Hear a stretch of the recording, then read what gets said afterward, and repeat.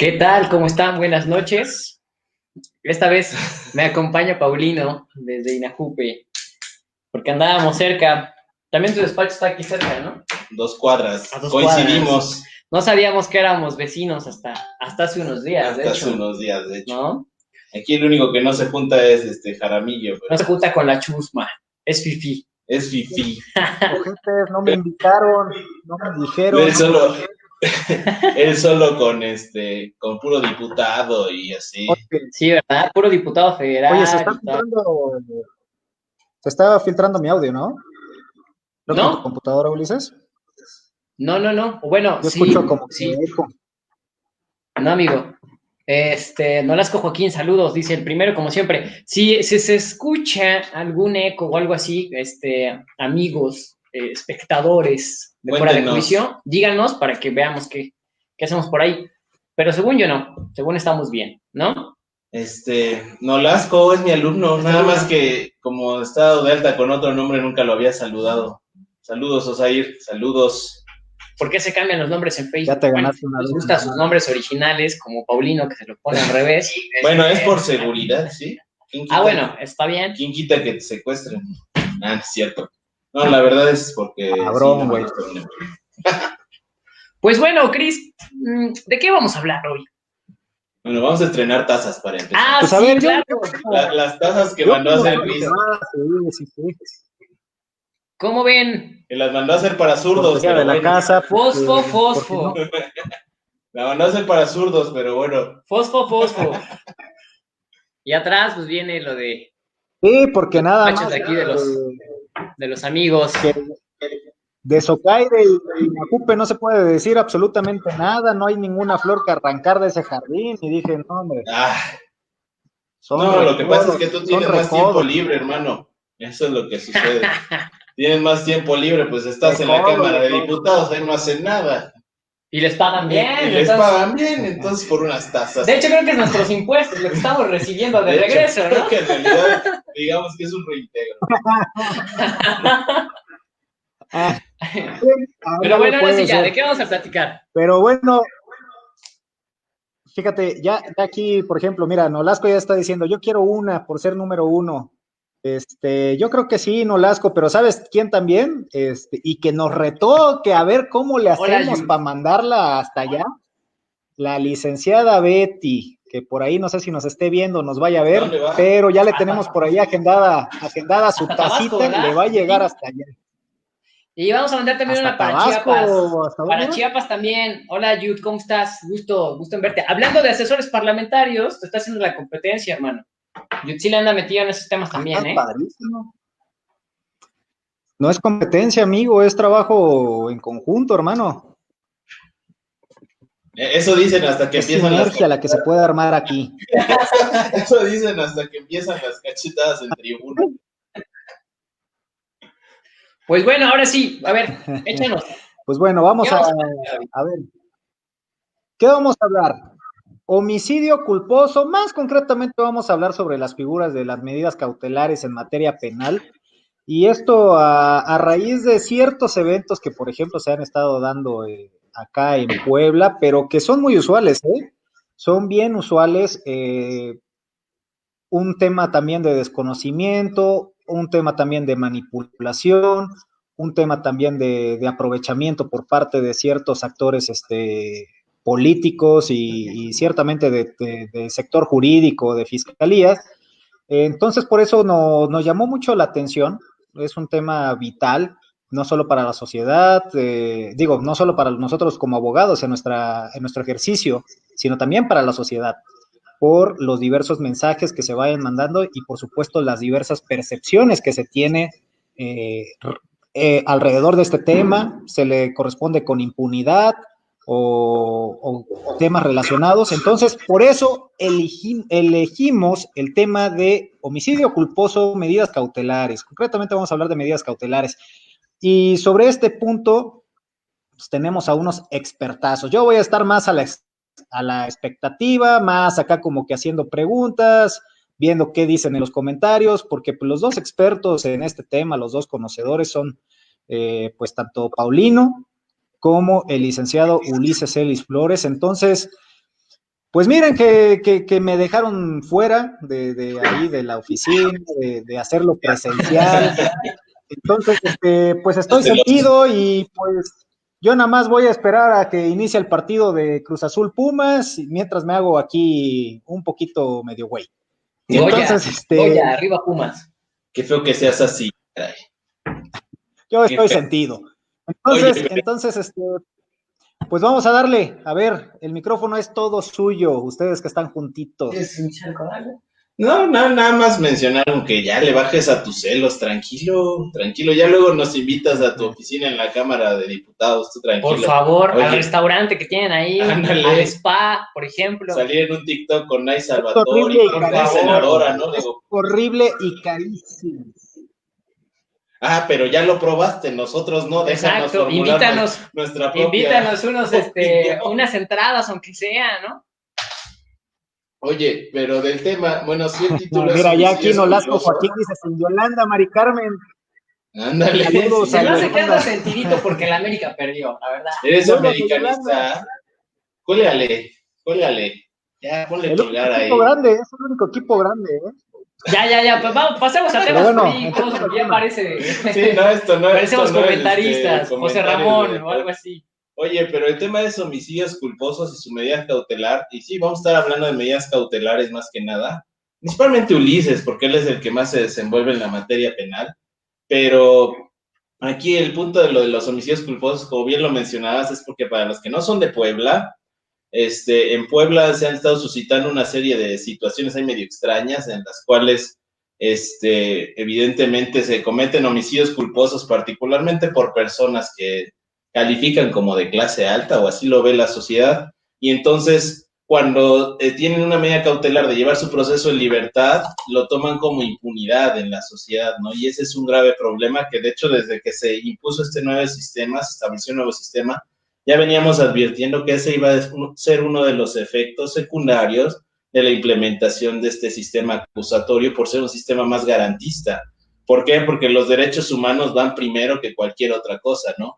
Entonces, aquí el problema o la intención del programa es precisamente hacer que la gente que quizá no conoce bien cómo funciona el sistema entienda por qué llevan sus procesos en libertad, aunque sea un homicidio, ¿no? O incluso no pisan la cárcel. ¿Por qué? Porque si finalmente lo haya cometido, quien lo haya cometido, sigue siendo un homicidio culposo o un delito culposo y por lo tal, pues no requiere una prisión preventiva oficiosa, es decir, no a fuerza lo van a enviar a una medida cautelar que lo prive de la libertad, ¿no? Entonces, por eso era el tema. Para los que no son de aquí, el tema más sonado creo que es uno de una persona que cometió un homicidio en una vialidad muy importante de aquí del estado de Puebla y que obviamente en la audiencia de vinculación, la medida cautelar que le impusieron, pues fue una medida distinta de la prisión preventiva, aunque alegaban que por los medios económicos pues puede darse a la fuga y demás, ¿no? Entonces hay que explicar cómo es que se hace la calificación de estas medidas cautelares, que aquí el indicado para contarnos cómo es eso está aquí, miren, es Ulises justamente, así que yo le aviento la pelota a Ulises. Pues gracias amigo Paulino, gracias Cristian, pues vamos a adentrarnos un poquito en esto. Gracias también a las personas que nos están viendo y que han comentado por ahí que quieren su taza. Yo creo que, ¿cómo le llaman ahora a los Instagramers? Un giveaway, vamos a hacer un giveaway para que se ganen unas tazas. Ahorita tocamos ese punto. Yo como Instagram no tengo ni idea de qué es eso. Ya estamos viejitos. Ya es chavorruco. Nosotros también somos chavorrucos, pero tenemos que estar actualizados, chavo. Y más aquí el don Chavo que anda con su saco y con su playera sport. Eso sí es de chavorruco duro. Sí, ¿verdad? Eso es una cosa así. No, bueno, chavo. Ya. Ok, a ver, vamos a darle. Ok, para empezar, procedimiento penal. Un procedimiento penal, pues, tiene varias etapas para garantizar que la persona que está siendo señalada, ¿sí?, acuda precisamente a estas diversas etapas, pues debemos garantizar, ¿no? Ese es el primer tipo de riesgo que se pretende asegurar con una medida cautelar, es decir, el riesgo de sustracción, la comparecencia en concreto de la persona de presentarse a todas las audiencias, todas las veces que se ha citado. Primer riesgo. Segundo riesgo que tutelen las medidas cautelares y en razón de ser de las mismas es precisamente que no se ponga en una especie de peligro a testigos presenciales, a las propias víctimas, a los ofendidos, e inclusive a personas que participaron en el hecho. Me estoy refiriendo a coimputados, ¿no? Y por último, tutelar la investigación, es decir, que no se altere la investigación, que no se ponga en riesgo la misma, ¿no? Como a través de, a lo mejor, inclusive amenazas, logrando que los testigos no vayan o cambien su testimonio, alterando el lugar de los hechos, sobornando, corrompiendo. Hay muchas formas de hacer que la investigación esté en riesgo. Entonces, en concreto, las medidas cautelares única y exclusivamente son lograr la protección o evitar, en la medida de lo posible, estos tres riesgos, ¿no? Ahora, pues en México, ¿sí? En nuestro sistema acusatorio, encontramos una cuestión que se llama prisión preventiva, ¿sale? Es una medida cautelar y es la medida cautelar más grande, por así decirlo, más lesiva, ¿sí? Más restrictiva de la lista que tenemos en el Código Nacional de Procedimientos Penales, que si no me acuerdo es el 155. Y pareciera que comienza a enunciar las medidas cautelares, empezar como la menos lesiva hasta la más lesiva, que es la prisión preventiva. Por ejemplo, las primeritas son una presentación periódica ante la autoridad que designe el juez, lo que conocemos como una firma, ¿no? Una garantía económica, es decir, se hace un depósito de dinero para evitar que se sustraiga. Y hay una lista y culmina con la prisión preventiva, que es la más lesiva. ¿Por qué es la más lesiva? Porque estar en prisión preventiva te restringe tus derechos, en concreto, ¿no? Por eso es la más lesiva. Pasas la noche en un lugar que además es peligroso, demasiado peligroso, ¿no? Sí, claro. Entonces, esa es la cuestión. Ahora... Pero es peligroso por los policías. Y por el jabón en la regadera. Y por el jabón. Ahora, ¿qué pasa? Pues también tenemos otra figura, una extraña figura, que se llama prisión preventiva oficiosa, que está en el artículo 19 constitucional. Inconstitucional a más no poder. Y en el artículo 167 del Código Nacional de Procedimientos Penales. Ahí tenemos dos listas, dos catálogos de prisión preventiva oficiosa. ¿Eso qué quiere decir? Si estás siendo investigado por uno de los delitos que están en esas listas, muchachito, vas a enfrentar todo tu proceso en prisión preventiva. ¿Sale? Ahora, la prisión preventiva, como les dije al inicio, únicamente es para asegurar, ¿sí?, que después de hacer un análisis profundo de que otra medida cautelar no pueda contener el riesgo, entonces lo que nos queda forzosamente es imponer esta prisión. En el caso del 19 constitucional y 167, forzosa, oficiosa. Pero en el caso de los demás tipos penales, la tiene que solicitar el Ministerio Público justificando las razones para su imposición. ¿Sale? Sí, no es tan fácil. Ahora, en este sentido, en este orden de ideas, pues entonces tenemos entre que la comillas no es tan fácil. Bueno, depende del asunto. Esa es la cuestión, la pequeña línea. Eres abogado y estás diciendo, depende, güey. O sea, todos los abogados siempre dicen depende. Todos decimos depende. Todos decimos depende. Pues depende de la situación. En concreto, estamos hablando que la prisión preventiva es únicamente una medida, la medida más lesiva, pero para asegurar que ninguna de las otras medidas cautelares mitigan estos tres riesgos que existen. Riesgo de sustracción, riesgo para la investigación, riesgo para testigos presenciales, víctimas, ofendidos, coimputados. Y por eso, entonces, se aplica la prisión preventiva. No es una sanción. No. No es una sanción. No es una forma de asegurar que te vayan a pagar, porque tampoco lo es. Es únicamente atendiendo a estos tres riesgos. Se acabó. No más. Ok, en concreto, nos tocamos este tema realmente por... O sea, dejándolo claro, la prisión preventiva, ya sea oficiosa o justificada, no significa una anticipación de la pena. Que quede clara esa teóricamente. Ah, sí, ya vamos a entrar a lo político y lo social. En el típico pero depende. En el deber ser. Depende. En el deber ser no es una anticipación de la pena. Se supone que únicamente es una medida para asegurarse, como lo ha mencionado efectivamente Ulises, de cumplir con estos tres extremos, ¿no? Pero seamos honestos, la realidad es que en la práctica a veces asuntos políticos tienen otras tendencias, ¿no? Pero si nos permeamos o nos establecemos únicamente en lo teórico, no es una medida que tenga que ver con un prejuicio, por así mencionarlo, ¿no? Ahora, ¿por qué no es una anticipación de la pena? Bueno, la Ley Nacional de Ejecución Penal hace una distinción. Los procesados van a estar en lugar aparte compurgando, bueno, no compurgando, más bien cumpliendo con la medida de prisión preventiva, y los sentenciados en otro lugar aparte, a eso sí compurgando.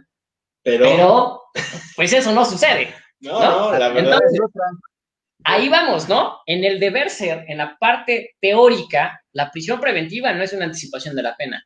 En la realidad, sí lo es. En la realidad, sea como sea, te van a juntar con los demás reos, ¿no? Digo, realmente es que no hay una verdadera división. Si te toca prisión preventiva, ya sea oficiosa o justificada, vas a estar con los demás reos, ¿no? Y ya sabemos los riesgos que eso implica. Entonces, evidentemente, si bien es cierto, técnicamente no deberías estar con los demás reos, y como bien mencionó Ulises, separado, porque tú estás siendo procesado.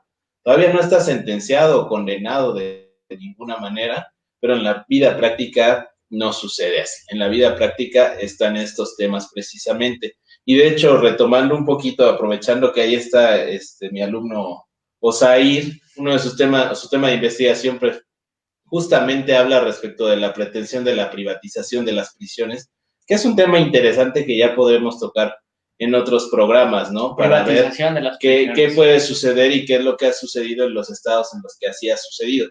Pero retomando lo de la medida cautelar, evidentemente la intención es la intención original era poco a poco ir retirando la figura de la prisión preventiva oficiosa, es decir, que ya de entrada, como sea, vas para adentro, ¿no?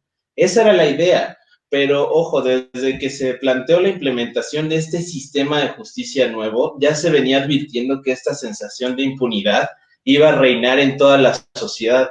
¿Por qué? Porque imagínense, si luego los que estudiamos derecho no entendemos por qué suceden las cosas, imagínense para las personas que no han cursado una materia que les explique esto, ¿no? Entonces es muy complicado. Debido a ello, en lugar de reducirse o acotarse las hipótesis de la prisión preventiva oficiosa, se han ampliado los catálogos de esta prisión, precisamente porque decían, es que si me robó, va a llevar su proceso de libertad. Ah, bueno, ya no, porque ya si fue con violencia, ya es oficiosa, entonces va para adentro, ¿no? Ya la única forma que un robo no vaya a prisión preventiva oficiosa es si llega y te dice, oye, ¿me das tus cosas? Prácticamente, ¿no? Porque ya cualquier acto de violencia justifica prácticamente la aplicación de la prisión preventiva oficiosa. Pues sí, en efecto. Pero bueno, entonces, explicando en qué consiste, ¿no? Esperemos que haya quedado entendido qué es la prisión preventiva, ¿sí? Y que hay dos tipos, la prisión preventiva oficiosa, la de cajón, la que ya está en la ley, ¿sí? Y la prisión preventiva justificada, es decir, que atiende a estos tres riesgos que ya fueron mencionados. Pasemos ahora entonces, ¿sí? Porque vamos a hablar de los homicidios culposos. Homicidio es un delito, claro, el que priva de la vida a otro, ¿sale? Eso es homicidio. Pero tenemos dos, homicidio doloso, homicidio culposo. Homicidio doloso con toda la intención de suceder el resultado. ¿Qué resultado? Pues la privación de la vida. Y en otro lado tenemos el culposo, es decir, teniendo que prever, no lo prevés o violas precisamente ese deber de cuidado. No tuviste el cuidado necesario ¿para qué?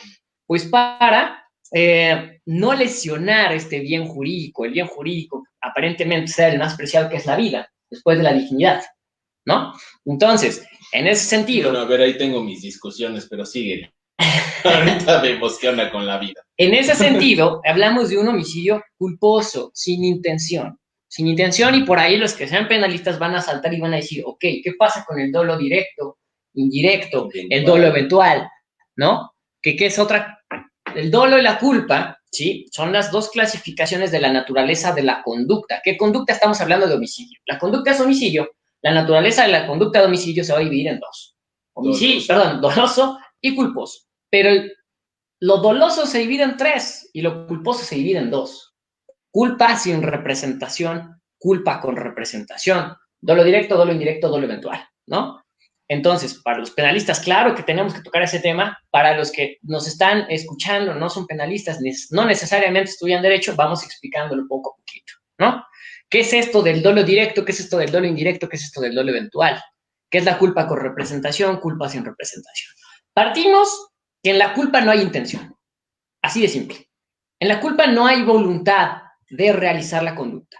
En la culpa simplemente ocurrió el suceso por un descuido que estaba obligado a cuidar. Así de simple.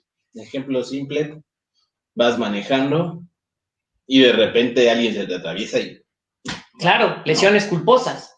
Bueno, en este caso lo matas. Bueno, homicidio culposo. Homicidio culposo. En este ejemplo lo matas, ¿no? Pero bueno, ¿de qué va? Culpa con representación. El resultado puede ser previsible, pero no hay la intención. Precisamente, si no voy respetando las señales de tránsito, si no voy respetando los límites de velocidad, si voy en el teléfono, si voy en estado de ebriedad, ¿no? Entonces, yo no quiero matar a fulano porque ni siquiera lo conozco, ni siquiera sé que existe, ni no sabía antes de atropellar lo que existía. No tenía la intención. Sin embargo, voy y lo atropello. O voy y le causo un homicidio, ¿sí? Lo privo de la vida y causo lesiones. ¿Es previsible el resultado? ¿O podría yo haber evitado? Claro, si hubiera tenido yo cuidado. Si no hubiera violado el deber de cuidado que tengo al manejar, al conducir. Entonces, en ese sentido, no podemos hablar de un dolo, sino estamos hablando de una culpa con representación, porque el resultado me lo represento, es visible. Sí, en este caso, o sea, aunque sea homicidio, que para todos obviamente creo que se entiende que el bien jurídico tutelado por el Código Penal más amplio, más importante, al parecer, es la vida, ¿no? Por eso es que cuando se habla de la privación de la vida genera tantas aversiones por parte de la sociedad. Pero que quede claro, alcoholizado, por ir a exceso de velocidad, por faltar el respeto a las instrucciones de tránsito, un semáforo y demás, aunque el resultado sea la privación de la vida de una persona, sigue siendo un delito culposo, ¿no? Como bien mencionó Ulises, lo único que cambia, si acaso, es la calificación de la culpa, porque tenemos un deber de cuidado. Por eso es que cuando aprende una persona a manejar, lo primero que le dicen es que la responsabilidad es tuya, ¿no? De los que van contigo y de los que están a tu alrededor. Y como aquí en Puebla, no sé en otros lados, tenemos un examen de manejo bien bueno, en el cual nada más respondes 10 preguntas en una computadora, tenemos entonces un montón de gente manejando. Antes no estaba. Como maneja Cristian, así manejan todos. Así. No, Cristian maneja bien, ¿eh? ¿Sí? Cristian maneja como señora de 60 años. Si maneja en Ciudad de México, no puede ser a más de 50 kilómetros. Nah, en Ciudad de México no maneja bici.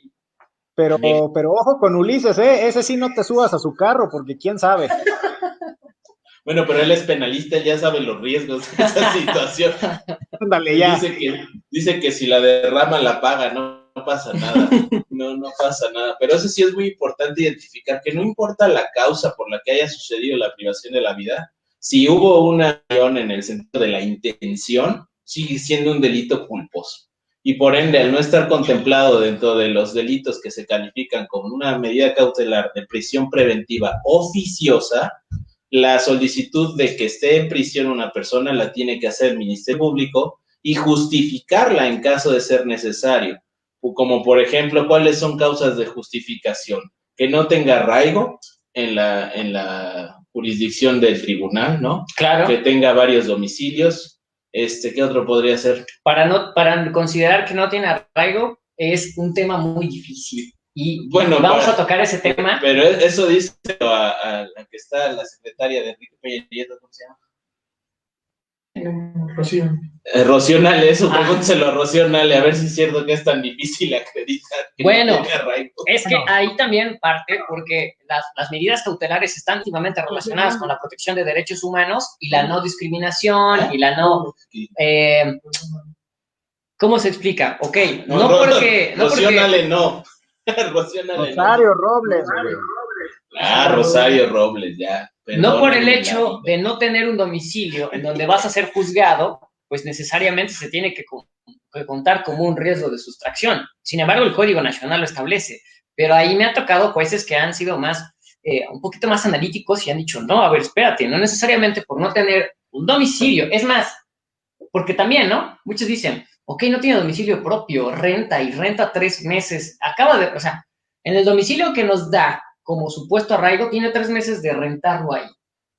Hay jueces con un criterio dicen, ok, ¿y investigaste por qué lleva 3 meses viviendo ahí? ¿Qué pasa si en el anterior lugar donde rentaba le subieron la renta?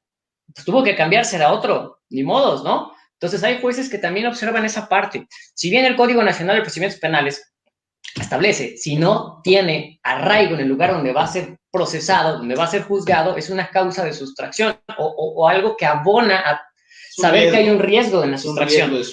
Pero si lo haces comparativo con esta parte de, ok, que tiene 3 meses rentando en el lugar donde está rentando, donde está viviendo, no podemos considerarlo, ¿no? Entonces, ahí es una línea muy delgada, pero tiene que ser bien analizada. Entonces, podríamos decir que queda en discreción del juez, o sea, como lo interprete el juez y como lo exponga el Ministerio Público.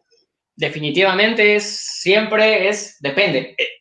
Es que, ojo, o sea, la intención de este sistema es precisamente la garantía, ¿no? Que el juez tiene que estar protegiendo los derechos de ambas partes, tanto de la víctima, bueno, en este caso el homicidio de la víctima, pues ya falleció, pero de los ofendidos que podrían ser sus familiares directos o quienes sufran alguna afectación, o en su caso del imputado. En este sentido, tiene que proteger los derechos de ambos y no puede hacer una interpretación que no sea pegada a los derechos humanos. Que ahí es donde mucha gente va a brincar y a decir, es que derechos humanos siempre protege al delincuente. No, bueno, es que se tiene que proteger a la persona que está siendo imputada por un hecho delictivo, porque yo ahí siempre les contesto lo mismo. ¿Y qué pasaría si fueras tú? Claro. O sea, si fueras tú, ¿no te gustaría que te protegieran tus derechos humanos? Digo, bueno, no sé Cristian, porque él tiene mucho conecte, pero los demás, yo en lo particular, yo sí quisiera que en el caso de que por alguna situación cometiera un hecho culposo, un delito, pues mis derechos estuvieran protegidos precisamente por parte de las autoridades, para que no se me imputen hechos o no se califiquen esos hechos como delitos con medidas cautelares extremas o que sean muy lascivas hacia mis derechos humanos, ¿no? Ahí sí es una consideración bastante... Muy lesivas, porque no sé si sean lascivas. ¿Lesivas? También lascivas. Hoy ando raro. Ok, bueno, a ver, aquí acotémonos. A ver, a mí antes de seguir avanzando, me gustaría hacer ciertas precisiones y bajarlo un poquito a terreno común. Cuando nosotros como abogados hablamos como homicidio culposo y doloso, es porque jurídicamente tiene un tratamiento diferente. Pero seamos realistas, ante la sociedad, pues es un homicida o es un asesino, es una persona que privó de la vida a otra. Ante la sociedad, ante los ojos de la sociedad, muchas veces no está esa distinción entre lo que es culposo y doloso. Por eso se me hace a mí muy importante dejar en claro que jurídicamente sí tiene un tratamiento diferente. Y eso no significa impunidad o no significa no castigo. Por otra parte, mencionaban algunos de los fines del nuevo sistema. Otro de los fines que tenía en el deber ser este nuevo sistema es despresurizar las cárceles. O sea, ya no estar mandando a tanta gente dentro de la cárcel.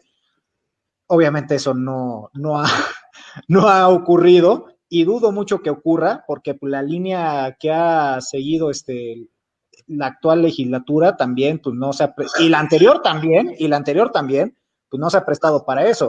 En lugar de quitar el tema de prisión preventiva oficiosa, pues le siguen agregando. O sea, ahora sí que la prisión preventiva oficiosa se va a volver la regla general cuando, pues esta fue construida para hacer la excepción. Entonces, sí tenemos que tener esto en cuenta. Y ya después empezamos a mencionar temas de el uso político de esta herramienta de las medidas cautelares, concretamente de la prisión preventiva. Yo creo que más adelante lo vamos a platicar, porque sí hay un tema importante ahí y un tema que genera escozor en la sociedad. Pero pues adelante, Ulises.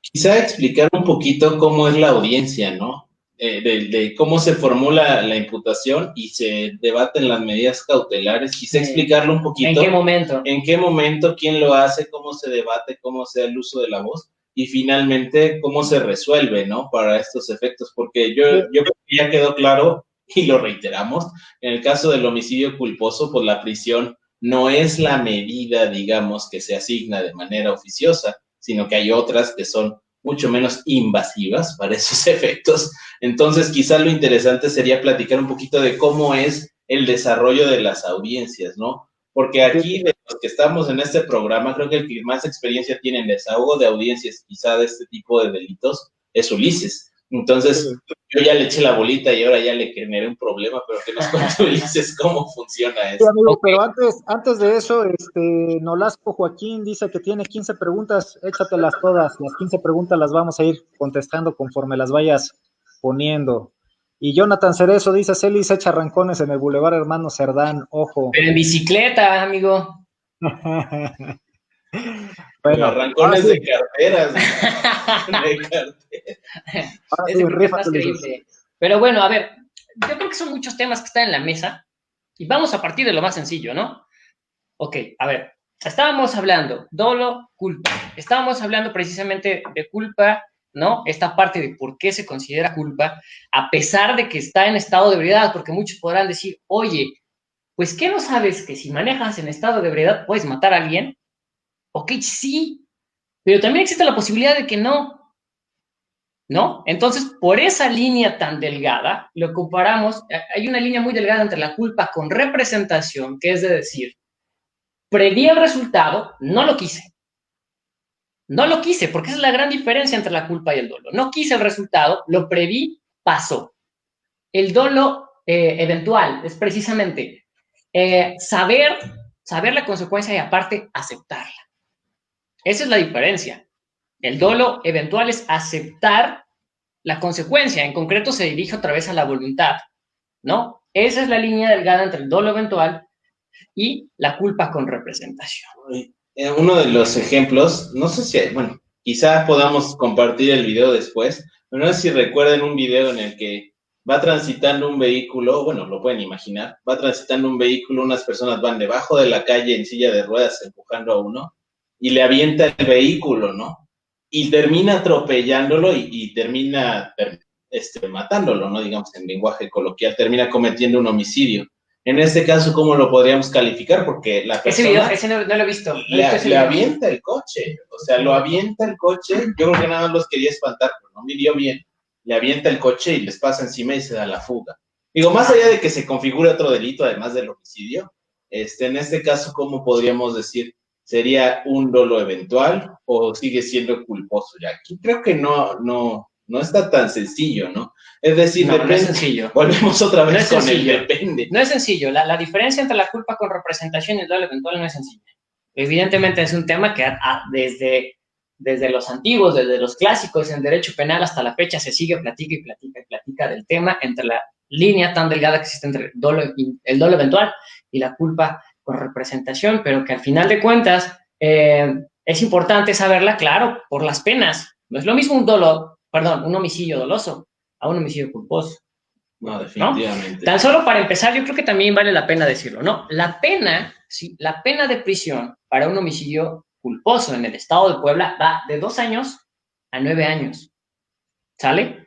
Creo que ese es un punto que tendríamos que aclarar desde un inicio. Segundo, y vamos ya aterrizando en las medidas cautelares, para un homicidio culposo no hay prisión preventiva oficiosa. Para un homicidio doloso sí, está en el 19 constitucional, ¿no? Vamos a ir aterrizando. A ver, les decía, ¿no? Vamos desde lo básico. Ok.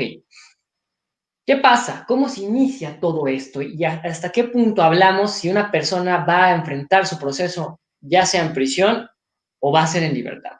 Todo inicia desde la forma en cómo la persona que está siendo señalada de cometer un delito llega al procedimiento penal. Esas son las formas de conducción. En el caso en concreto que hizo referencia a Paulino, ¿no? Podríamos hablar de una flagrancia, que es la persona que está cometiendo, o al momento de estar cometiendo el delito es detenida, o inmediatamente después, si hay que abrir otras cuestiones que pide como requisito para acreditarse la flagrancia, que no nos vamos a meter en este momento, ¿no? Pero entonces, la persona es detenida en el momento de estar cometiendo el delito o inmediatamente después de cometerlo, por elementos de seguridad o agentes aprensores, y entonces es puesta a disposición del Ministerio Público. Y aquí otra cuestión, porque el Ministerio Público, al tratarse de un delito culposo, puede dejarlo libre desde sede ministerial. Artículo 140 y artículo 149 del Código Nacional de Procedimientos Penales. Libertad de investigación. ¿Sale? Libertad durante la investigación. ¿Eso qué quiere decir? Ok, Ministerio Público, estás obligado tú a que en tu acuerdo de retención, es decir, de los primeros elementos que deben integrar una carpeta de investigación, te tiene que decir, 1, califico la flagrancia, califico la detención como legal, ¿no? O una preclasificación o precalificación. Segundo, me lo voy a quedar porque, ojo, las 48 horas es opcional. Las 48 horas que se queda con él es una medida, o sea, es una medida de retención y en el artículo 149 y 140 lo establece. Entonces, yo, Ministerio Público, si voy a utilizar la medida de que se quede conmigo las 48 horas, te tengo que decir y justificar por qué. Y es muy difícil cuando estamos hablando de que no es un delito investigado que pertenece al 19 constitucional o al 167. ¿Qué creen? Homicidio culposo no está ahí.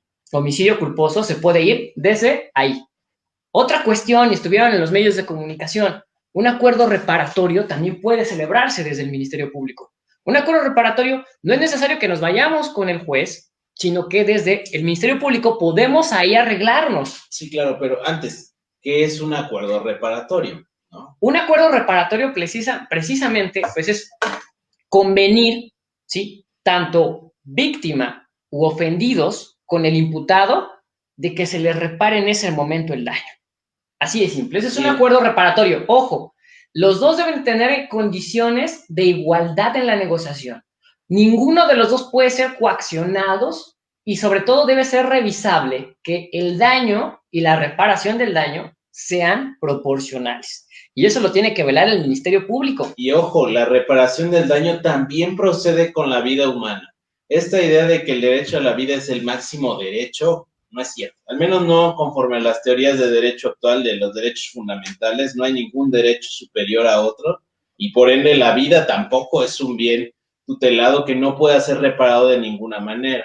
Más o menos como en cuanto está ahorita siendo reparado un delito de homicidio culposo. Porque, ojo, sí se puede reparar, como lo menciona Ulises, se puede llegar a un acuerdo con los ofendidos y obvio hacerte cargo de ciertos gastos funerarios y todas estas cuestiones y además pagar una cuestión para efecto de la reparación del daño. Ahí lo que varía efectivamente pues son las cantidades, ¿no? Podemos irnos al Código Civil cuando hablamos de daño a persona y de daño moral, ¿no? En el daño a las personas, está en el artículo es 1988, que nos habla de 1.200 días de salario que percibía la persona. Sí, ¿no? Si no percibía ninguno, se tiene que tasar con peritos y si no se puede con peritos, se hace conforme al salario mínimo, ¿no? Y ahora, también aparte de esta reparación económica, nos hablan del daño moral. También. Que se presupone, ojo, es una presunción. Dice, no es necesario que lo compruebes, se entiende que va a haber daño moral si hay un daño. Y si hay una pérdida de la vida, pues hay un daño.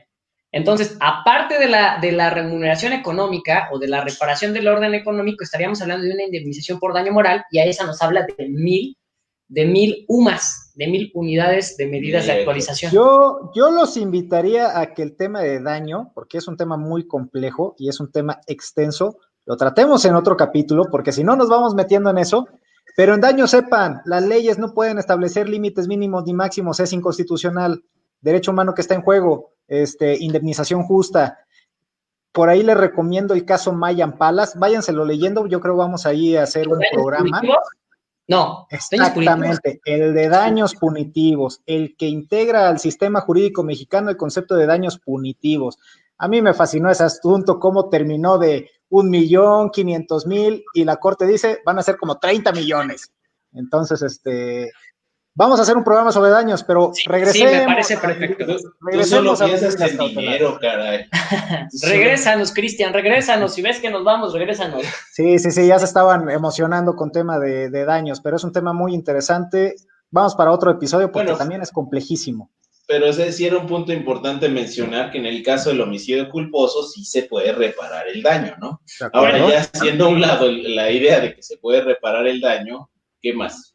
Bueno, entonces, en concreto, la idea que estaba tratando de transmitirles es que, oye, ni siquiera tenemos que irnos con el juez. Se puede arreglar con el MP. Uno, podemos dejar libre a la persona, ¿sí? Con un apercibimiento, ¿sí? Dos, es más, de una vez solucionémoslo con el Ministerio Público con un acuerdo reparatorio, que ya dijimos que es, mientras las dos partes estén de acuerdo, tengan condiciones de igualdad, se acabó. Ahora, ¿qué pasa? Porque, ojo, pues sí, ¿no? Dicen, porque por ahí salen las noticias, si sale alguien con un acuerdo reparatorio con sede ministeriales, los dejaron libres, se quedó impune. Sí, también hay que tener coherencia y darse cuenta que los que redactan las noticias pues buscan precisamente las vistas. Sensacionalismo. Claro, ¿no? La nota roja. Amarillismo. ¿No? Claro, y ¿sabes qué? INACIPE hizo creo que en 2 ocasiones derecho para medios de comunicación, algo así se llamaba el curso, derecho, no sé si, y en específico creo que era derecho penal para medios de comunicación, ojalá INACIPE lo retomara, y ojalá los medios de comunicación también lo hicieran, y no manden. Pero es que la bronca no es tanto de si saben o no, o sea, los términos legales. Exactamente, es vender. Ellos lo que buscan es generar Es más, Cristian escribe en los diarios, o sea, el chiste es vender. Amigos comunicólogos, sabemos que hay muy buenos, sabemos que hay otros que no. A los que son buenos, felicidades por ustedes, a los que no. Pregunten. Ok, bueno, entonces en concreto es esto, ¿no? No, es enseñarle a las personas que no significa que haya impunidad si es que se va. No es que se arregle con el Ministerio Público, ya se pagó. Los 4 objetos del proceso penal, y uno de ellos es el más importante, es la reparación del daño, que ya lo vamos a ver en otro tema, hablemos de eso, ¿no? Pero uno de ellos es la reparación del daño, y si en sede ministerial, con un acuerdo reparatorio, se alcanza eso, pues se acabó, se cumplió uno de los objetivos del proceso penal, que era reparar el daño. Oye, que el culpable no quedó impune, tuvo que reparar un daño. Proteger al inocente, bueno, pues que en la negociación se tutele, que no se abuse, ¿no? Porque también si hay elementos, sí, hay elementos de que a lo mejor esa persona no es, pues también es proteger al inocente, ¿vale? Esclarecimiento de los hechos ya pasaría al último plano, ¿sí? Porque también recuerden que el artículo 17 constitucional fue reformado y que dice que la prioridad de resolver la controversia sobre formalismos, siempre y cuando no se violen derechos humanos. ¿Eso qué quiere decir? De igualdad. No se queda impune si se repara el daño. Sí, siempre que las partes lleguen a un acuerdo, pues podemos pasarnos las formalidades del proceso para otro lado, porque lo que se va a privilegiar es la reparación, ¿no? Pero yo no sé si nos estamos desviando un poco, Cris, no sé si hay alguna duda. Un poco. ¿Qué estamos dejando de paz, del aire? Yo planteo otra pregunta para redirigirnos.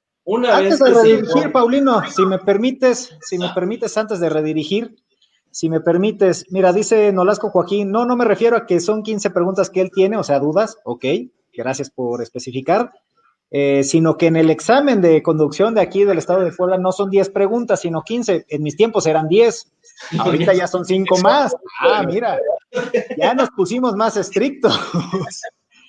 Y Betty Morales Payán dice, hola, ¿qué me perdí? Jaja, ya acabé de notificar. Betty, qué gusto que nos acompañes. ¿De qué te perdiste? Te perdiste de tu taza, porque justamente te estábamos buscando hace rato y no estuviste. No es cierto, Betty. No es cierto, Betty. Buena noche, muchas gracias por acompañarnos. Y sí, tenemos ahí, ya tenemos tu taza.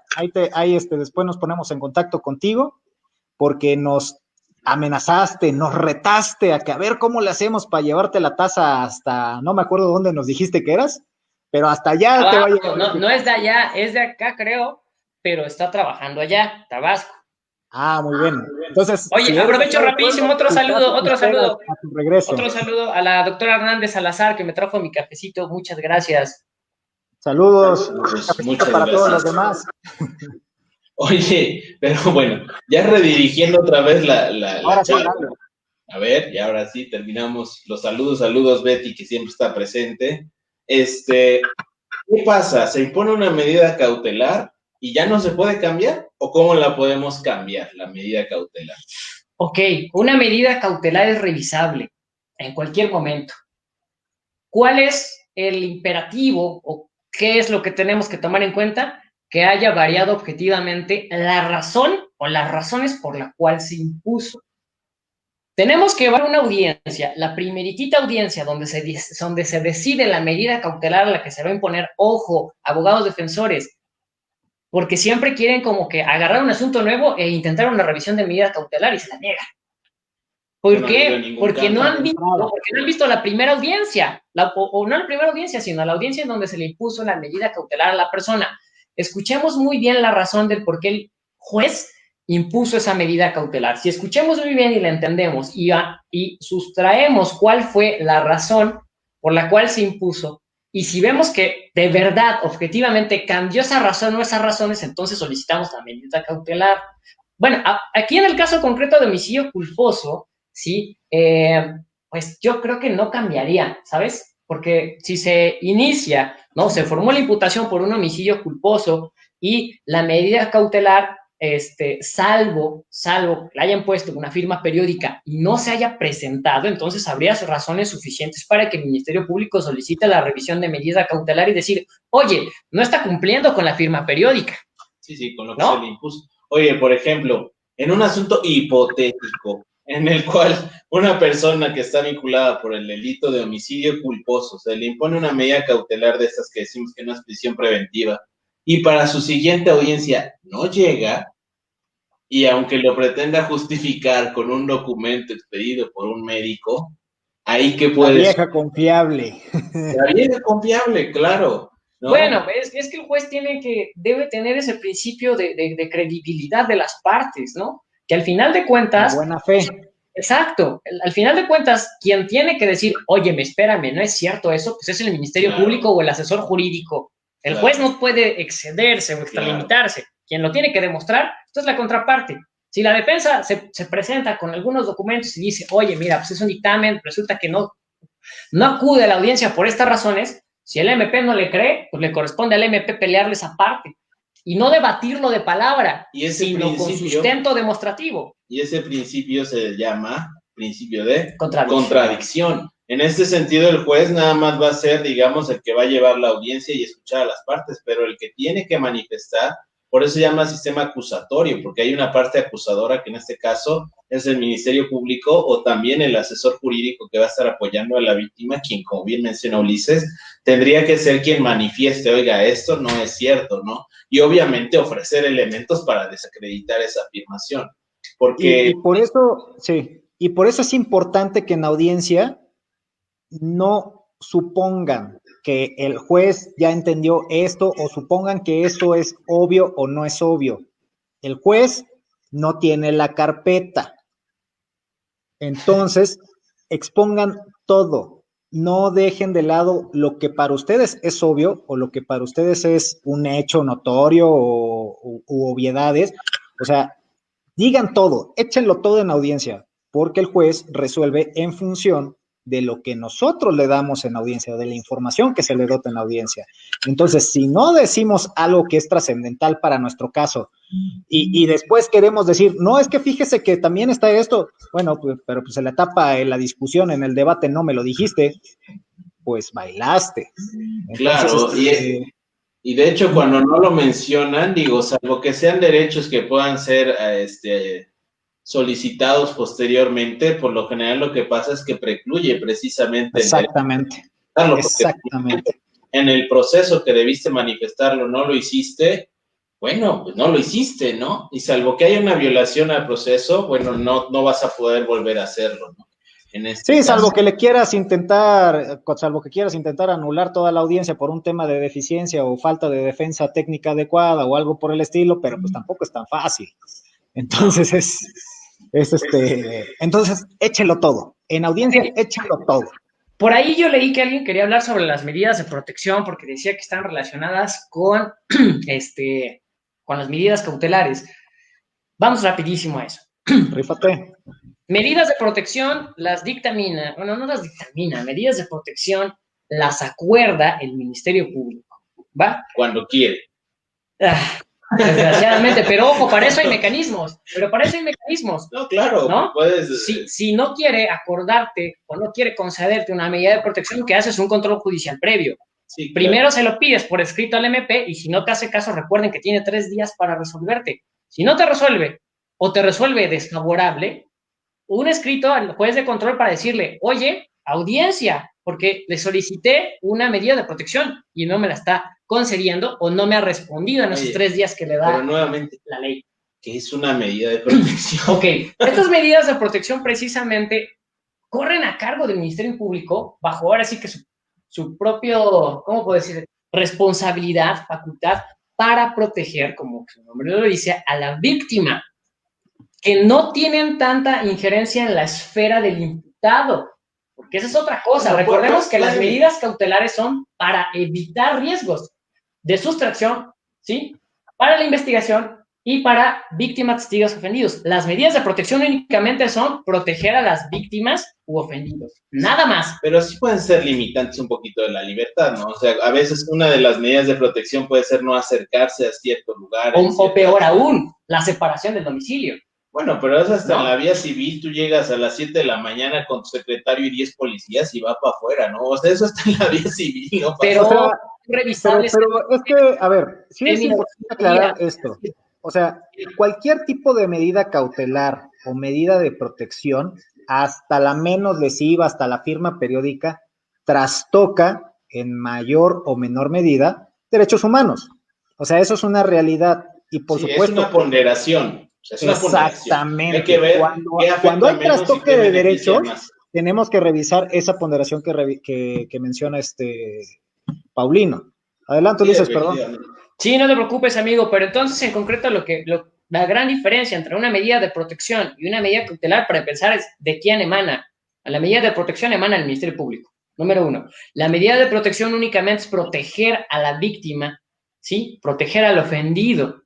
Y ya, las medidas cautelares tienen otra finalidad y emanan de un juez. ¿Sale? Esa sería la cuestión. En homicidio culposo, pues no le veo aplicación alguna de una medida de protección. ¿Tú sí? ¿Algún ejemplo que se te ocurra de medida de protección en un homicidio culposo? Yo creo que no. Porque, pues bueno, no, la víctima está muerta, sí, ¿no? Digo, no es como que digas, no te le vayas a acercar a la víctima, ¿no? Digo, ya más daño no le puedes hacer, ¿no? Bueno, existe todavía el delito de, ¿cómo se llama? Ahorita seguramente sí hay un ejemplo. Ahorita lo buscamos. Igual no somos tan creativos y por eso no se nos ocurre un ejemplo, pero puede ser. Pero bueno, a ver, amigo, otra vez, regrésanos, aterrízanos por ahí. ¿Qué queda pendiente? ¿Qué se nos está olvidando? ¿Qué estamos pasando de largo? Fíjate, yo creo, de entrada, bueno, agradecer a Fabricio Cerón y a María Isabel Galindo que pide su taza. Fabricio nos dice, entiendo y aprendo más aquí que en clase de procesal. Eso es bueno. Muchísimas gracias por eso. Ya te iba a regañar, pero esa clase no la doy yo. Es que le explicas mejor aquí que en vivo. Exactamente. Fíjate, yo creo que se ha hablado lo suficiente sobre el tema de la medida cautelar y ahorita abordamos un poco el tema de medidas de protección. Se abordó la diferencia y la manera en que opera, las finalidades que persigue cada una. Pero a mí creo que me sigues debiendo un tema que preguntó Paulino y que me interesa mucho porque creo que, pues, bueno, desde que iniciamos este proyecto también dijimos, pues vamos a tratar de hacerlo muy práctico, ¿no? También que pueda servirle a los colegas. Ya saben que pues, nosotros, lo poco mucho que sabemos o creemos saber, pues lo intentamos transmitir con muchísimo gusto. Lo que te decía, Paulino, lo que te preguntaba, a ver, en audiencia, así una especie así de, como que de práctica rápida, ¿qué pasa? ¿Qué pasa cuando se está debatiendo el tema de medidas cautelares en audiencia? ¿Cómo opera? Ok, bien. Vamos a partir del ejemplo más común, que es una detención en flagrancia, ¿no? Detención en flagrancia, la persona es conducida al procedimiento detenido. La primera parte que se va a valorar es si fue detenido legal o ilegalmente. Controla la detención. Si el juez dice que es procedente, fue legal la detención, entonces pasamos a lo siguiente, que es una formulación de imputación. En concreto, la formulación de imputación es el derecho que tenemos todos a saber por qué estamos ahí en audiencia. ¿Por qué se nos detuvo? ¿De qué se nos acusa? ¿Quién lo señala? ¿Y en qué este hecho, en qué delito o tipo penal constituye? Que además es uno de los derechos más importantes de este sistema, porque en el sistema anterior había personas que estaban sentenciadas y no sabían ni por qué, ¿no? Dice Eduardo Galeano en el libro de El mundo patas arriba, la escuela del mundo al revés, dice que una persona fue sentenciada por el delito de parricidio hace siglos cuando existía ese delito, y su papá lo iba a visitar todos los días, ¿no? Entonces, ese tipo de situaciones pasaban, eran el pan de cada día en el sistema anterior, por eso es un derecho muy importante el de conocer qué hechos te están imputando para saber contra qué te vas a defender, ¿no? Ojo, hasta ahí no hay una afectación a la esfera jurídica ya con el juez o emanada del juez. El juez solamente declaró de legal la detención. ¿Va? Se acabó. Nada más dijo, está bien, lo detuvieron bien. Aplausos. Palomita para los policías. Formulan imputación, tampoco se afecta. Te dan tu oportunidad de defenderte o contestar al cargo o contestar a la acusación, como en el common law le llaman. Aquí nada más tienes oportunidad de declarar. Haces uso de ese derecho, bueno, guarda silencio. De hecho, tienes un derecho extra que es preguntar, ¿no? Para aclarar la imputación. Claro. En el caso de que haya cuestiones que sean medio opacas, tu defensor puede preguntar para efecto de que si hay algo que no entendiste, algo que no quedó claro, decirle al MP, oye, aclárame, tú dices que lo detuviste a las tales horas, pero ¿en dónde? ¿No? Nunca dijiste en dónde o de qué manera es. Es decir, en la imputación puedes hacer ese tipo de preguntas. Sí, una aclaración sobre pides que se aclare algún hecho precisamente de la imputación. Ahora sí, ya hiciste o no hiciste uso de tu oportunidad para declarar y te preguntan, ¿no? O más bien no es cierto.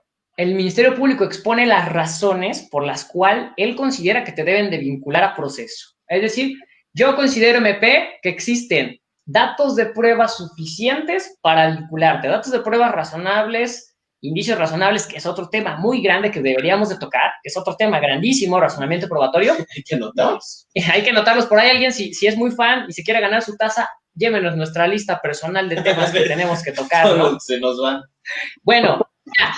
Expone sus razones por las cuales el MP considera que debe ser vinculado a proceso y se le pregunta al imputado, ¿quieres que se decida o quieres contestar más bien a esto dentro de esta audiencia, es decir, en este momento, dentro del plazo de 72 horas o una prórroga de 144 horas?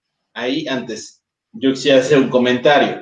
Esta figura de la vinculación a proceso es la figura procesal por medio de la cual oficialmente vas a estar ya sujeto al proceso. Anteriormente, eso puede parecer un poco confuso porque ahora dicen, es que ¿por qué no le dictaron formal prisión, no? Auto de formal prisión. Ya no existe el auto de formal prisión. Ahora existe el auto de vinculación a proceso, es decir, vas a seguirle, papacito, el caminito del proceso, o el de no vinculación a proceso, es decir, no hay elementos, como bien menciona Ulises, no hay medios de prueba suficientes datos de prueba suficientes para efecto de vincularlo, se va en libertad. El MP puede seguir investigando y ya después volverlo a llamar y demás, pero esa es la diferencia para aquellos que nos ven que no entendían esa diferencia entre vinculación a proceso y que aún pensaban que existía el auto de formal prisión. Ya no existe. Antes se decía que un auto de formal prisión, como un vaso de agua, no se... A nadie se le niega. Ahora, ¿cómo se dice? Un auto de vinculación a proceso y un vaso de agua. No, o sea, la misma gata, pero arrastrada. Nada más le cambiaron el nombre. Más actualizado el término. No, porque te pueden vincular, pero no te van a mandar a prisión. O sea, es que eso es precisamente sí, claro, lo esa que es la estamos diferencia. platicando. Sí. O sea, te pueden vincular. Sí. Acá te mandan a prisión en la siguiente etapa, que es... Ahora, ok. Puede que suceda dos hipótesis. Tú dices o lo asesoras a tu imputado, porque realmente el imputado no responde por sí solo, sino asesorado de su defensor. Y entonces, si tu estrategia como defensor es ahorita vamos a dar a contestación a la vinculación a proceso, ahorita voy a responder a tus razonamientos, Ministerio Público, ¿no? Pues entonces sucede que eso, el defensor da contestación a la exposición de las razones del MP y el juez resuelve. Esa es la primera hipótesis. Y si el juez resuelve y contesta con un auto de vinculación a proceso, acto seguido, el Ministerio Público va a solicitar se debata sobre las medidas cautelares. Es aquí en este momento, en la primera hipótesis, donde hablamos ahora sí de medidas cautelares. Y entonces, hay de dos sopas. Si es un delito, si se vinculó por un delito de prisión preventiva oficiosa, que recordemos que está en el artículo 19 constitucional y en el 167 del Código Nacional de Procedimientos Penales, entonces no va a haber mayor debate, ¿sí? No va a haber mayor debate, aunque yo lo he intentado, como seguro otros defensores lo han hecho, porque sí te dan el uso de la voz. Ok, es prisión preventiva oficiosa. El MP lo único que tiene que decir es eso, su señoría, sí, en virtud de que es un delito de prisión preventiva oficiosa. Solicito la prisión preventiva. O el propio juez dice, en virtud de que se acabo de vincular por un delito de prisión preventiva oficiosa, ya no hay necesidad. Pero dan uso de la voz, te dan el uso de la voz como defensor. Pues sí, pero... ¿Qué es lo que yo he hecho? Lo que yo he hecho, pues, es tratar, ¿sí? Tratar de decirle, oye, pues, internacionalmente, convencionalmente, la prisión preventiva es violatoria de derechos humanos, ¿sale? Porque, si no me recuerdo, el 9.1 del Pacto de Derechos Civiles y Políticos dice, la prisión preventiva como medida cautelar no debe ser regla. Sino excepción. Y tampoco debe ser, o debe estar en la legislación, ¿no? En la ley. Ministerio Público, pues no le dan el uso a la voz, sino directamente el juez te contesta. Me han contestado de diversas maneras. Dice, sí, dirá lo que quiera tu pacto, pero la Constitución dice esto y tiene supremacía. Así que... Me han contestado de maneras muy tajantes, otras que se desvían del punto y otras que, pues, sí, me puse yo de pechito y me dan mi cachetadón, así como de, cálmate, yo sé más de derechos humanos. No, pero también hay que reconocer ¿Cómo se llama, Cristian? Parámetro... de control de la regularidad constitucional. Pero hay que reconocer que no es lo mismo una defensa activa, aunque te den tu cachetadón, que una defensa pasiva, decir, no, pues sí, señor juez, ya lléveselo ahí que me hable de ser eso, ¿no? Ahora también exploras el criterio de los jueces, el cómo te contestan, porque en cursos nos dicen, efectivamente, la prisión preventiva es oficiosa, es inconstitucional, ¿no? Pero pues en audiencia te dicen otra cosa. No, porque en audiencia están videograbados, ¿no? Obviamente. No. O sea, pero bueno, le he intentado y cada vez que puedo yo pelearles una prisión preventiva oficiosa, aunque es oficiosa y me dan el uso de la voz, pues se los planteo. Me han negado todas. Y yo les diría a los que nos están viendo, inténtenla. ¿Por qué? Por ahí en una sesión que no me acuerdo en qué fecha, pero los que nos han visto, ustedes saben que a mí me gusta, ya saben cómo soy redivertido y redivertido, me gusta ver mucho las sesiones del Pleno de la Suprema Corte. Se levanta corriendo y dice eso y eso. Y me gusta ver ese programa porque muchas veces los ministros mandan indirectas o si dicen este asunto no se resolvió de tal forma porque le pegaron por acá, pero miren, péguenle por allá. O sea, te mandan ciertos mensajes. Y en un programa, el ministro Ortiz Mena, sí, o sea, casi se lo sacó de la manga y dijo, para mí la prisión preventiva oficiosa es inconvencional, pero como ahorita no estamos debatiendo eso, ya después vemos. O sea, como que mandó la pedrada de miren, abogado, péguenle por acá y a ver si llega. Pero independientemente de ello, yo los invito que por lo menos cuando se trate de delitos en materia de hidrocarburos y portación de arma de fuego, sepan, todavía tiene validez, todavía tiene aplicación esta jurisprudencia de la primera sala. Les doy el número de registro, es 2022-058.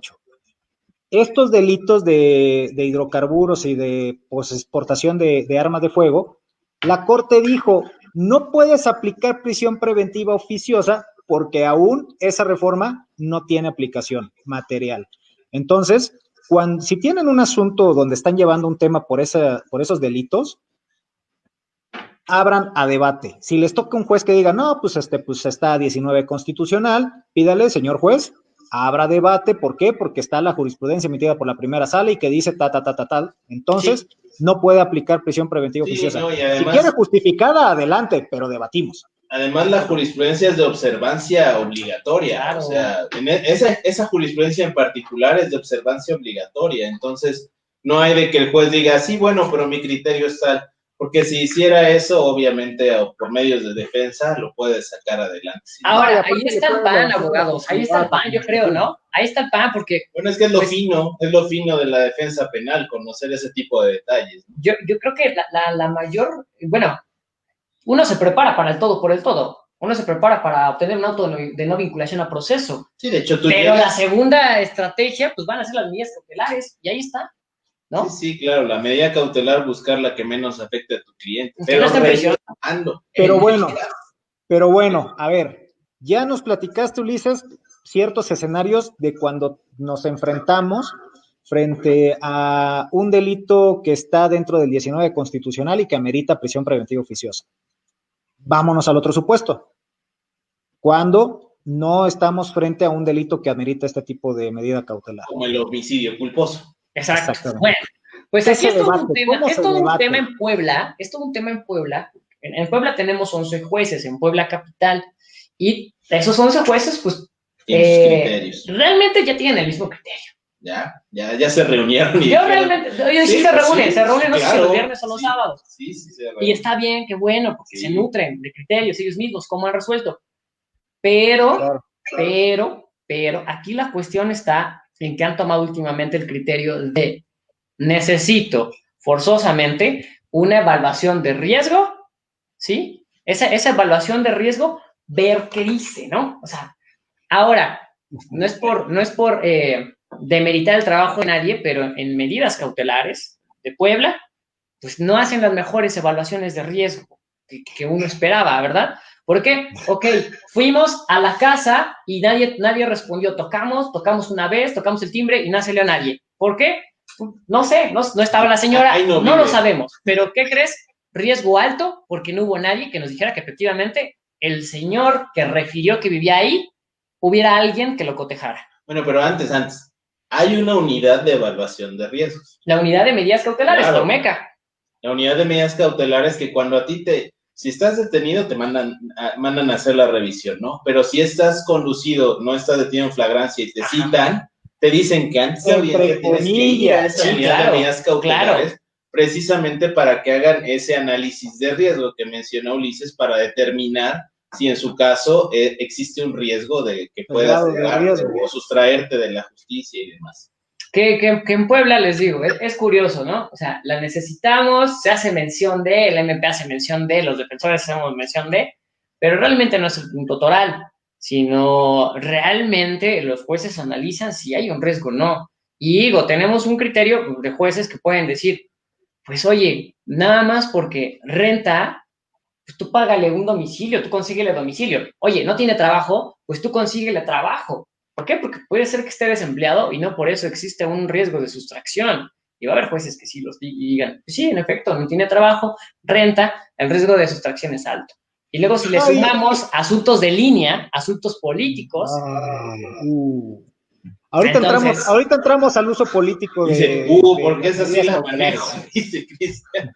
Eso sí te lo vengo manejando, dice. A mí me agrada que los jueces no vean como determinante o la prueba reina a este informe de medidas cautelares, porque seamos honestos.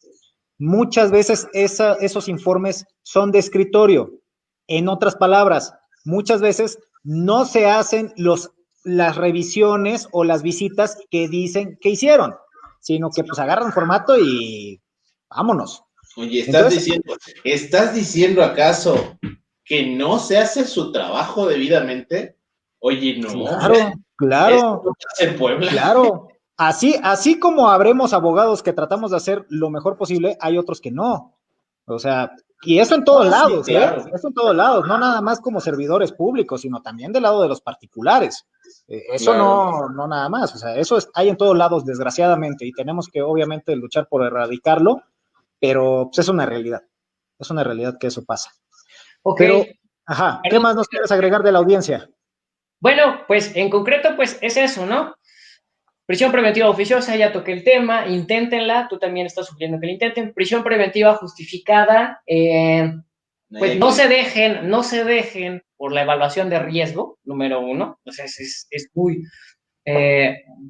hecho a la ligera esa evaluación de riesgo, no la argumenten por ahí, o no tampoco, porque también, ojo, van esperanzados porque, bueno, hay que decirlo, a veces las evaluaciones de riesgo están hechas a modo del imputado, también se puede, y dice que el riesgo es mínimo en cada punto, pero el juez no se va a dejar llevar por eso, y me ha tocado ver que aunque la evaluación de riesgo diga el riesgo de sustracción, el riesgo para la investigación y el riesgo para la víctima ofendido es mínimo, en los tres rubros, en los tres aspectos, porque así lo emitió la unidad de medidas cautelares, no se la va a creer. El juez no se la cree, ¿no? Pues los jueces ven audiencias todos los días, ¿no? Entonces no se la creen. Tampoco se chupan el dedo, o sea, también los tienen en el mismo inmueble ahí trabajando. Sí, claro. ¿Quién sabe? Ya saben cómo es ese. Pues en concreto, medidas cautelares también, la evaluación de riesgo, dejémosla de lado. Metámonos a analizar si realmente las razones que nos expone el Ministerio Público, porque ojo, todo parte de lo que diga el MP, porque es el primero que habla, es el que hace la solicitud y justifica el por qué se debe poner tal o cual medida. Sí, porque entonces, estemos muy atentos y veamos si eso no es prejuicioso, si eso no es discriminatorio, si eso no violenta un derecho fundamental, y argumentémoslo, porque muchas de las razones que expone el MP son eso, prejuiciosas, ¿sí? Discriminatorias y violatorias de derechos humanos.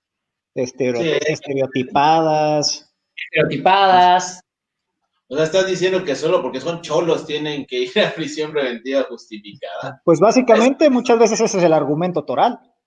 Claro, o sea, la realidad es que esa idea de la discriminación en juicios tiene que quedarse atrás. O sea, es labor del MP, y si el MP no puede, del asesor jurídico, fortalecer los argumentos para otorgárselos al juez. El juez no tendría por qué meterse y suplir las deficiencias de la parte acusadora, ¿no?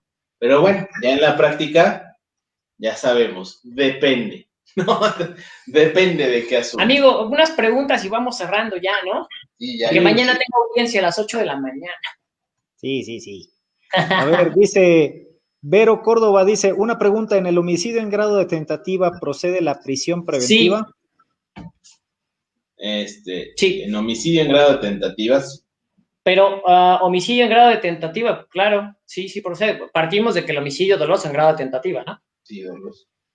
Se vuelve a ver la intención, ¿no? Bueno, acá no especifica ella si se refiere a prisión preventiva oficiosa o justificada. Ok, cierto. Sí, tiene razón. No está especificando si oficiosa o justificada.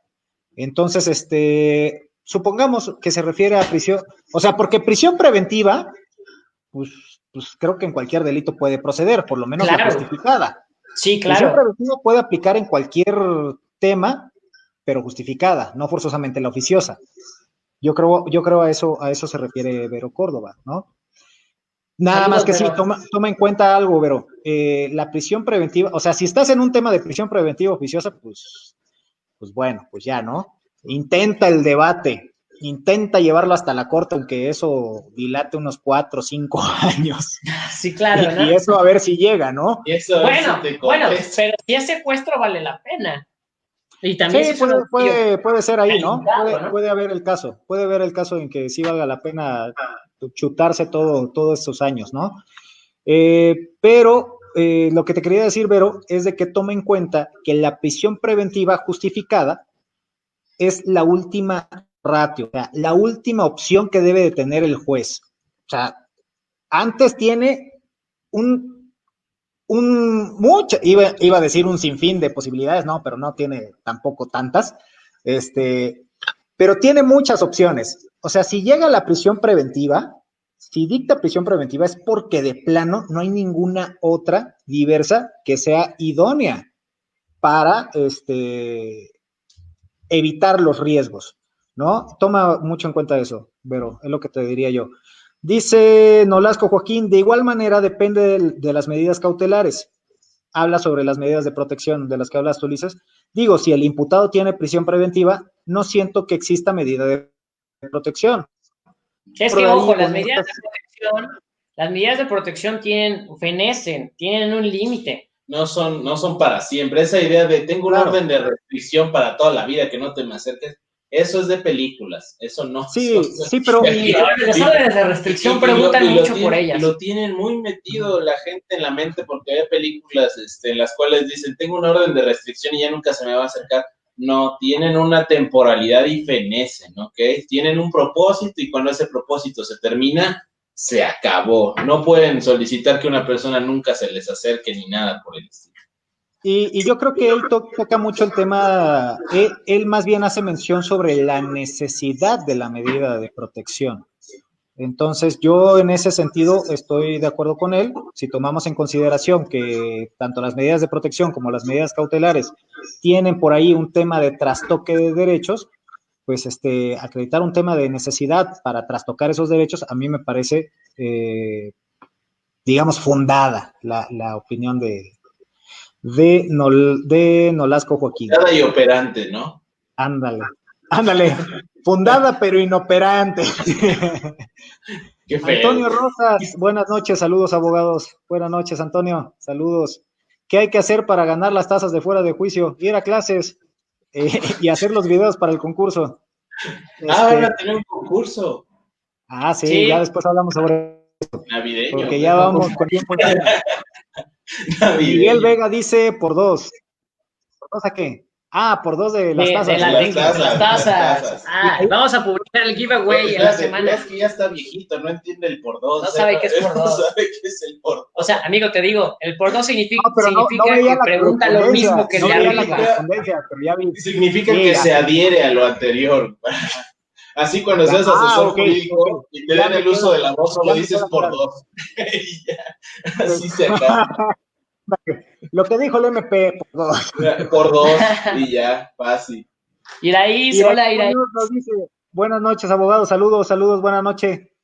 Oigan, yo no quería dejar pasar un poquito el tema del uso político de las medidas cautelares. Concretamente, si no querías, pues no lo hagas. Si no querías, no lo hagas. No, pues por eso no lo voy a hacer, y sí lo voy a comentar. El tema del uso político de la prisión preventiva. Y voy a comenzar desde lo que ha pasado en el Congreso. Y es bien común, y en su oportunidad sí he tenido chance de externar mi inconformidad, pero pues, o sea, así lo toman, ¿no? Pero el problema con el mensaje o la imagen que tiene la sociedad respecto de las medidas cautelares, concretamente de la prisión preventiva, o que dicen es que hay impunidad, o es que MP corrupto, juez corrupto, defensa corrupta, porque pues va a seguir la investigación en libertad, no, hombre. O sea, la realidad es que ese viene un mensaje desde lo político y también desde los puestos de las autoridades investigadoras. ¿Por qué? Porque para ellas es más fácil, para los investigadores, para las autoridades que tienen la obligación de investigar y de llevar el asunto ante el juez, pues es más fácil decir se corrompió, es el sistema, XY, a decir no hice bien mi trabajo o me equivoqué o XY. Para ellos es más fácil eso. Y para los políticos es más sencillo decir es que es el sistema, ¿no? También le echan mucho la culpa. Y aparte, dentro del Congreso muchas veces los posicionamientos que tienen los legisladores respecto a cuando quieren justificar la prisión preventiva oficiosa, es de que primero dicen, recordemos que la prisión preventiva oficiosa es una medida cautelar, no es una anticipación de la pena. Pero más adelante dicen, es para no dejar en impunidad los delitos cometidos por el imputado. Y tú dices, ¿qué onda? O sea, y mi presunción de inocencia, ¿dónde quedó, no? Exactamente. Ya he puesto aquí. Exactamente. Porque ese es otro tema también que quería retomar. El tema que decía Paulino. Oigan, pues imagínate que eres tú al que están enjuiciando. Y ahora imagínate que tú eres inocente y que te están enjuiciando y que te pusieron ahí un 4, te hicieron un chaleco XY, o sea, por supuesto vas a querer que se respeten tus derechos. ¿Qué te pusieron en 4? ¿A ti te ha pasado? Un 4, güey. ¿Qué pasó? ¿Qué pasó? ¿Qué pasó? Nos van a censurar. Esto no es YouTube. Entonces sepan ustedes que tenemos un derecho que se conoce como presunción de inocencia, o sea, ser presumidos como inocentes hasta que esta sentencia firme que dictamine lo contrario, ¿no? Que no vimos el hecho. Hasta ese momento se nos tiene que tratar como personas inocentes. Y pues yo siempre he dicho que la prisión preventiva no me interesa si es oficiosa o justificada. La prisión preventiva es una anticipación de la pena material, y que por ende es incompatible con el tema de presunción de inocencia, pero esa es una opinión personal que yo tengo. Pero ¿ustedes qué opinan del uso faccioso, uso político de la prisión preventiva, el uso excesivo de la preventiva? ¿Le dices tú o le digo yo? Yo ya le dije de más. Pues mira, realmente, y porque nos ha tocado, tú muy bien, Cris, has estado conmigo en una audiencia, en un asunto de línea, y donde nos han puesto esa traba, ¿no? De una línea como tal. Entonces, yo creo que esta línea política es de dos, de facto, de ya la están aplicando, ¿sí? Y la que está en iniciativas y que cada ratito escuchamos en las noticias de que legisladores proponen agregar al catálogo de prisión preventiva oficiosa el robo de ganado. Legisladores proponen agregar a la lista de prisión preventiva oficiosa sexting. Dices, ¿a qué ayuda? O sea, ¿a qué ayuda realmente? Prisión preventiva oficiosa, sí, recordemos, es únicamente una medida cautelar para que el imputado enfrente su proceso o en libertad, ¿sí? O en prisión. Atendiendo otros temas que no tienen nada que ver con los temas de impunidad. Si quieren resolver el tema de inseguridad, manejen políticas públicas preventivas, ¿no? No me vengan a agregar más catálogos al delito, perdón, más delitos al catálogo de prisión preventiva oficiosa. Bueno, eso es ineficaz. Pero es que es más barato mandar a la gente a prisión porque desaparecen para la sociedad, como lo platicamos cuando hablamos de reinserción social, que establecer políticas preventivas de delito. ¿No? No, y aparte políticamente es más sexy. Y más populista. Claro, ya, sí, la típica, saludos Lili Telles, saludos. No, y aparte creo que por ahí, ¿quién proponía Bueno, no, creo que no, me estoy equivocando.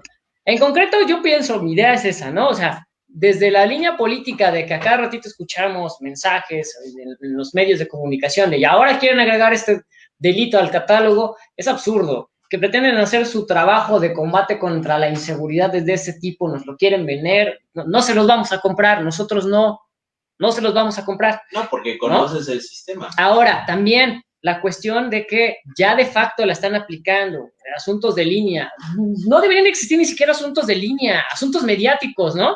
Los abogados de litigando ando, me incluyo, también lo hago, asuntos de línea, asunto mediático, bla, bla, bla, o sea, no debería existir. O sea, ¿me estás diciendo que hay asuntos de alto impacto? Que tienes que decir litigio de alto impacto a fuerza en tu Facebook, Twitter y en todas las redes sociales. Sí, si no te consideran auto de no vinculación. Si no, no sirve, si no fueron a trabajar.